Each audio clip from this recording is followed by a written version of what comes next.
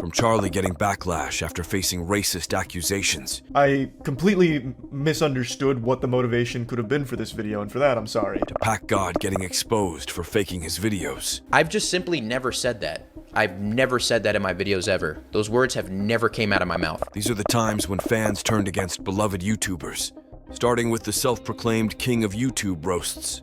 PackGod, who became an overnight sensation after his roasts went viral. Look at your nipples, boy. You look like you shoot laser beams out of your nipples. You pointy ass nipple, garden nose. No one looking at that, boy. You ugly. Shut your dirty ass up, bro. Say something, bro. You really think I care about your goddamn off-brand Pokemon fucking shut the up.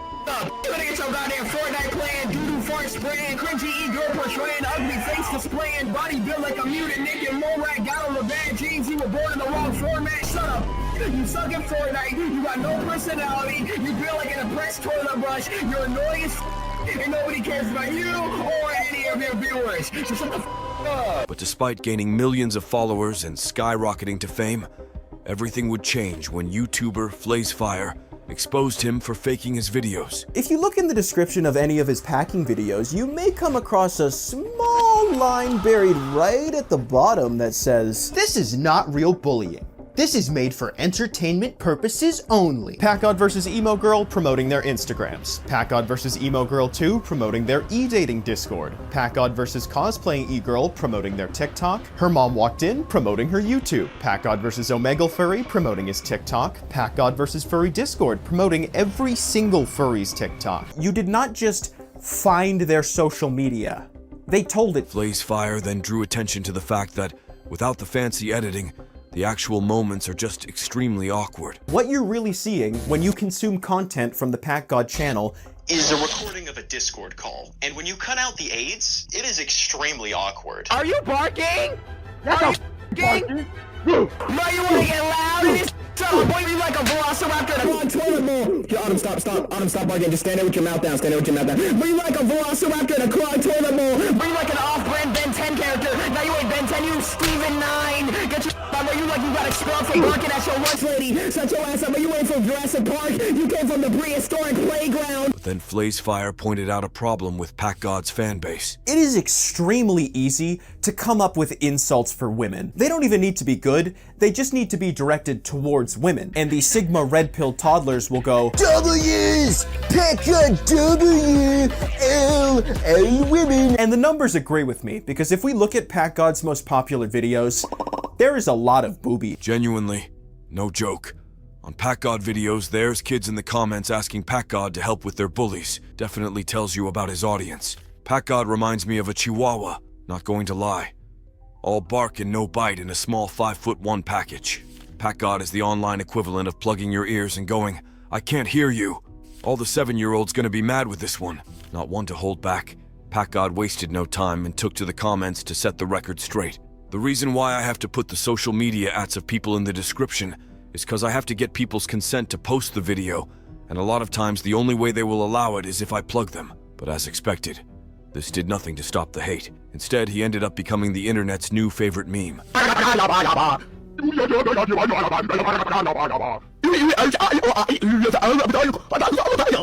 Yo, what's up, Gert? Shut your bitch ass up and go take a shower, Melvin. You smell rancid. How many times do I have to explain this to you, Gert? The reason I smell like this is because I'm always so busy and never have time to shower. Busy doing what, Melvin? You are a 36-year-old unemployed ultra senior in high school who lives with his mom. What could you possibly be busy doing? Busy watching PackGod, you imbecile. I'm his #1 supporter and it's real hard work. With one of the major memes being that he is just 5'1". And I could dunk on low tier God because he's my little bitch. I heard you were 5'1", bro. I don't know where you got that information from, but I think you're horribly mistaken. Somebody said he was 5'1". Is that true? No, I already told you how tall I am, bro. Let me look this dude up. Alright, bro, chill with the me running, yo, like. Low tier God had this man stuttering. The video of low tier God humbling him with his height is more iconic than any PackGod video. In fact, some of his latest videos were filled with comments like, "I heard you were 5'1", 2 cornballs in one video." Following the backlash, PackGod finally addressed the controversy 2 weeks later. What happens, guys, is that a lot of times people either A, just after the fact come to me and they're like, hey, like, can you just plug my social medias in the videos? And I'm like, sure. Or B, they're like, the only way I'm cool with this video even staying up is if you put my social medias in the descriptions. So that's why, like, I even do that in the first place. And even tried to clear the 5'1" meme. Not 5'1", I'm not. Should I pull out my driver's license and take a picture and show you where it says my height? Show us your dumb license. Okay, let me go get my license. I'll go get it. I'll go get it. I want you to show this to the whole stream because I need to clear this up once and for all. Bro's insecure. Okay, so it says here you are 5'10". Thank you. But despite his attempts to explain himself, the internet had already made up its mind. I can just tell he added the 0. PackGod is famous because he is the only person I can think of who has successfully made the human equivalent of a monkey screaming and throwing shit. And unfortunately, the videos after he became a meme couldn't manage to pull the same numbers as when he was at his peak. But while PackGod got betrayed by his own fans for being corny, Corp's husband would completely disappear from the internet after failing to meet the unrealistic expectations of his fans. Corp's husband became a huge sensation in 2020 because of his voice. Yo, Corpse, what's going on? Hello, friend. Wow. What? Kicks like Kuno, kicks like Kuno. Wait, what? Corpse's voice is like infrasonic bass. Is that real? No. Oh my god. It's real, believe me. It's Sounds like actual. he'd be that dude who, like, you know, Alright, kills like, people in the game. Corpse need a fist fight. Yeah, he sounds why? like John Wick should sound. Or voice yeah. fight. He sounds like God and the devil should sound like. I bet I feel like your voice is touching me. Is that a weird thing to say? I feel like your voice is hitting a part of my ear that's never been hit before. But on March 17th, 2021, Corp's husband would make an appearance on Anthony Padilla's show and reveal a secret that shook his fan base to the core. I was and still am dealing with so much mental shit. When I was doing those Among Us streams first starting, like literally like 20 minutes before some of them, I was literally like cutting my face with razor blades. And then I just get on in front of hundreds of thousands of people, you know what I mean? And it's like, they don't see those things, you know what I mean? But just when fans thought it couldn't get worse, the YouTuber made even more disturbing revelations and opened up about what haunted him the most. Does any part of you fear that you won't hold up to the expectations of what people would hope that you would look like? Of course. I don't think I could. I don't think anyone could at this point. There's been years of build up. Unless I was literally like a Norse god, but even then they'd be like, I don't know, I don't like his hair color. But just before the interview came to an end, he left a message for his fans. I don't think I'm gonna face reveal on purpose anytime soon. It's just, but I do think it's also the best decision for me because I don't think I could handle that many people like judging me. However, despite this deeply troubling revelation and his lifelong vow to stay faceless, it didn't stop his fans from trying to dig up his identity. And on September 23rd, 2021, a fan would post a photo with quite a caption, Corp's husband's face reveal. Not as he advertised, sorry fangirls. Since they'd already built up an almost god-like image of him, fans immediately turned on him. Very ugly, hideous. Corp's husband face reveal and he's ugly like everyone expected. Corp's husband fans realizing he's actually really ugly and not the hot man they imagined. Y'all were simping over this man? And even though he'd said this, there is not a single picture of me from before YouTube with my entire face in it. Still didn't stop the outpour of hate. Since Corp's husband has openly shared his battles with chronic anxiety, the hate finally broke him. And true to his words, he ghosted the entire internet and hasn't been seen since. While Corpse's fans turned against him over something completely beyond his control, Charlie's fan base turned against him after his supposed tone-deaf response to a sensitive situation.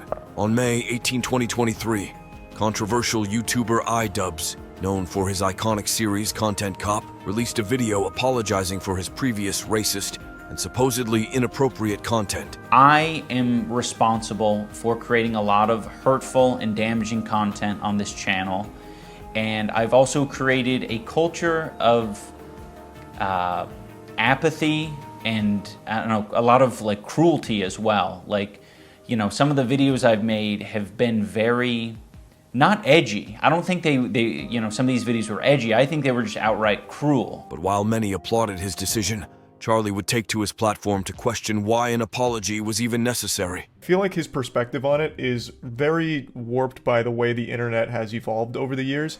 The way he talks about this content makes it sound like he used to fucking murder puppies for these videos, which it was never that extreme. I very much would consider it edgy. It was 2016 edginess in all of its glory. That was entirely the brand. And for its time, it lived peacefully. But I don't think it was a mistake that he made those videos. Like, they're not hurtful, nor do I really think they're damaging. Charlie would then dig his grave deeper. I feel like the main pain point of those videos he used to make is the slurs in them. Like, his catchphrase was 2 slurs strung together, right? Like, that's not exactly something to be super proud of. I get that. But to go back and say, like, all of it's shit, all of it's, you know, bad and cruel, I think is going way overboard, because it's not. I don't think any of it was cruel, I don't think the criticism was unwarranted, but it's fine to just regret the way you handled it to a certain extent without saying all the content was damaging or cruel or bad. And although Charlie tends to generally have good takes, the internet was not amused with this one. It's really easy to pretend there was no harm done when you weren't the one being harmed. This is so tone-deaf, and I hate that you can't see the damage he's done and accept that he was wrong. I've never seen a large part of Charlie's comment section and audience disagree with him before. This is a nice breath of fresh air. You really just heard iDubbbz say, I apologize to black people for being racist, and then you got on your channel and said, I don't think the apology was warranted? Broski. He also apologized to Tanamojo and other subjects of his content cops as well, but like, nowhere in this apology was anything directed towards anyone like Charlie. How are you going to reject an apology to me before I have time to accept it? Like, what is happening right now? With many of his fans switching against him, he soon admitted his mistake. It's my responsibility to make my intentions known and clear, and I don't always fully convey it effectively. After listening to what people have said since I posted my video and diving a bit more into like the actual discussion in general online, I failed to really understand that maybe iDubbbz also treated this video like a diary where he just wanted to get everything off his chest with how he feels about it. So I completely misunderstood what the motivation could have been for this video, and for that I'm sorry. But his audience made sure to keep him accountable. This is made. I'm sorry you got offended energy. Just hold the L, brother. You earned it. I really like that Charlie's fan base don't have a hive mind and genuinely disagrees with Charlie when he's wrong. It keeps him humble and doesn't push a wrong narrative that most other major fan bases do. Although Charlie was able to own up to his mistake and eventually get back to having genuinely good takes, the same can't be said for the next YouTuber, whose die-hard followers would turn their backs against him after he let his ego get in the way of common sense. Back in September 2024, Mr. Beast, Logan Paul, and KSI were the most hated YouTubers after their launch of Lunchly was pointed out by Dan TDM as a way to exploit their young audience for profit. But unlike Mr. Beast and Logan, who would take a much calmer approach, KSI would crash out, leading to criticism from his own fans. You mess with Dan TDM, you mess with YouTube. I mean, that's cringe. What happened to YouTubers, man? I can't not say anything anymore. This is selling crap to kids who don't know better than to trust the people who are selling it to them. Do better! Do better! Oh, wow. Bro thinks we're on his side. KSI is such a man baby. Instead of taking criticism seriously and making a point in his case, he proceeded to mock, point fingers, and fake laugh like a child. Well done, JJ, you really told them. Despite the hate, KSI continued to rage bait and fuel the controversy. I want to say something. I can't do it. Hey, yo, drink Prime and eat Lunchly, motherfucker. Stay mad, Dan TDM fans. Womp womp. Only to then become the biggest meme of 2024 when he released his song, Thick of It, which had a lot of people hating on it. KSI, this is so ass, bitch. Quit fucking music. Quit that shitty ass shit. Turn that on. Turn that trash ass shit on. I'm sick of hearing that goddamn song. I'm sick of hearing that shit. I'm sick of hearing that damn song every damn day. Turn that shit on. I'll be real, bro. Is the song something I'm gonna play in my car? No, but it's a meme song, and I like the song for the meme purposes, and it's good. But it's not meant to be a meme song. So, you know, it's a legit song. Come on. No. But you know it's a meme song. You know it's a meme song. No, it's not a meme song. Though. It's not what you on about. It's not a meme song. But you know it's a meme song. Any messages for KSI? I'll fight him for that bullshit song he released alone. I'll fight him for that fucking song alone. My parents heard me listening to this. They're now planning to take me to a psychiatric hospital. Thank you, KSI. Pretty confident he got ChatGPT to write him a cool rap song. Well, at least you tried your best. And although KSI tried to play it off by pretending it was all a huge marketing tactic. Have a song, I'd say the only thing I would have done is probably the 2 tweets that I did at Dan. The first 2. I think those were genuine. Yeah. Those were me like, fuck this guy. Yeah. Don't fucking come on my business. Da da da da da. But then, because I had a single coming out, I was like, oh my God, I can just use this as a way to market my song. Bro. I can use all this hate, all this attention, and just drive it to people going to my song. We've already spoke about all this because we've been shooting Prime stuff all day. Yeah. But I told you that I've always said that attention is the currency. Yes. But I don't always practice what I preach. Yeah. You really practice. Well, that's what, like for me, I've been doing this for so long. So, you know, I've been loved, I've been hated, I've been wherever in between. So I'm just like, all right, cool. Let me just embrace this. Like, you know, I put the song out and it was just getting a ton of hate. People were clowning on it. And, you know, I know the song is good, but I know. And even used it to plug Prime. Drinking Prime actually improves the song sonically. There were times when he seemed to have genuinely crashed out. Do you not think that you could accidentally have made a funny song? Well, I wasn't trying to make a funny song. You weren't trying to, I but was you literally accidentally trying did. to make a song about my life. But is the song funny outside of the context? It's not funny! No, not What's outside. funny? It's funny. No. Is my life funny, bro? No. Regardless of whether his claims are true or not, during the time Thick of It and Lunchly were trending, KSI received significant hate and trolling even from his own fans, much like Khaby Lame, whose fans tried to cancel him over something completely absurd. Khaby Lame's rise to fame was due to his extremely simple content style in which he would mock overcomplicated life hacks.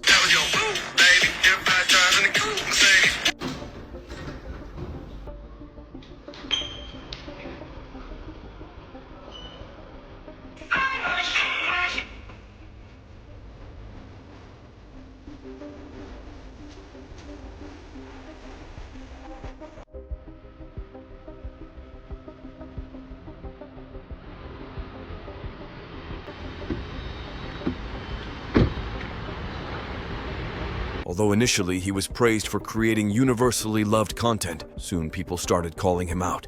Khaby Lame is boring, not funny, predictable, low effort, and famous just because he uses other people's content. He shouldn't deserve the recognition he's got right now. I really have nothing against the guy. Just that there are some people who put real effort and can't get through, and I don't think that's fair. There is a point to these videos, but I feel like these videos are for like 10-year-olds who are on the internet for the first time and they're starting to understand sarcasm.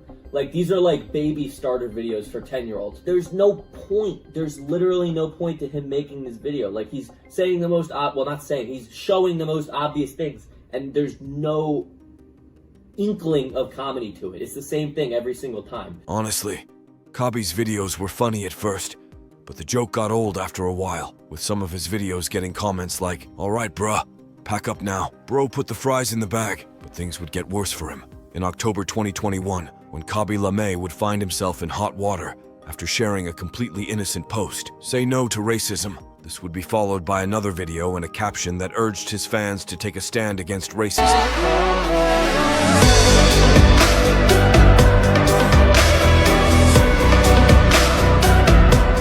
Despite Khaby's attempt to speak out against racism, some fans were not happy. They don't call him lame for nothing. In response to the backlash, he took to his Instagram stories and called out his fans for their hypocrisy. I'm seeing a lot of comments where people say, "I unfollow you because you did this video." I don't mind, guys. We're almost in 2022, and people still use racism because they have nothing to do in their life. You can also unfollow me. I don't care about the numbers. I care about your heart. But this wasn't the end, because barely a month later, he found himself in another serious controversy after some people tried to get him canceled by digging up an old video of him body-shaming girls, whereas some other videos were of Khaby telling women to wash dishes. Despite these cancellation attempts, which many speculate were due to Charli D'Amelio's fans, as they didn't want him to surpass her in followers, Khaby still ended up becoming the most followed influencer on TikTok. However, that didn't change the fact that his latest content was the same formula, which many fans were tired of, resulting in much fewer views than during his peak. And to make matters worse, Khaby went from posting several times a day to hardly posting few times a month, with many of his latest posts having comments like, "Where's he been, guys? Seeing bro after a year again." But while Khaby's fans turned against him for being repetitive, the next YouTuber would have fans turn against him not once, but twice, for acting out of character. In September 2024, Marques Brownlee aka MKBHD would upload an iPhone review video, but instead, fans would notice that it was a disguised promo for his new wallpaper app. You guys have always been asking me where I get my wallpapers. Like, it's frequently the #1 suggested search result under my name, has been for years, so now we've put them all in one place. It's called Panels. At first, fans were excited, but it didn't take long for them to realize that it wasn't what they thought it was. $50 a year for a wallpaper subscription?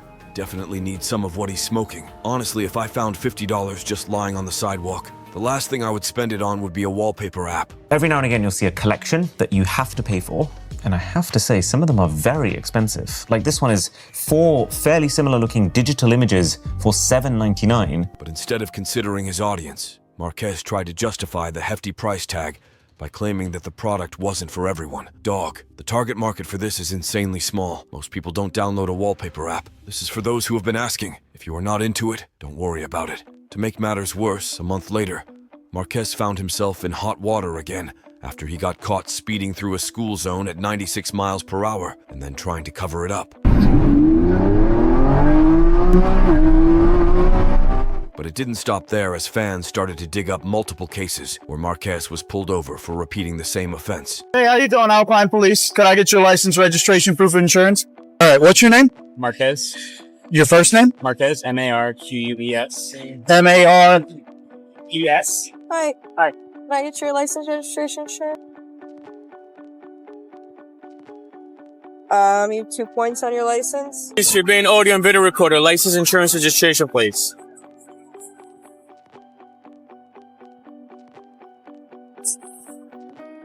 Insurance is on my phone.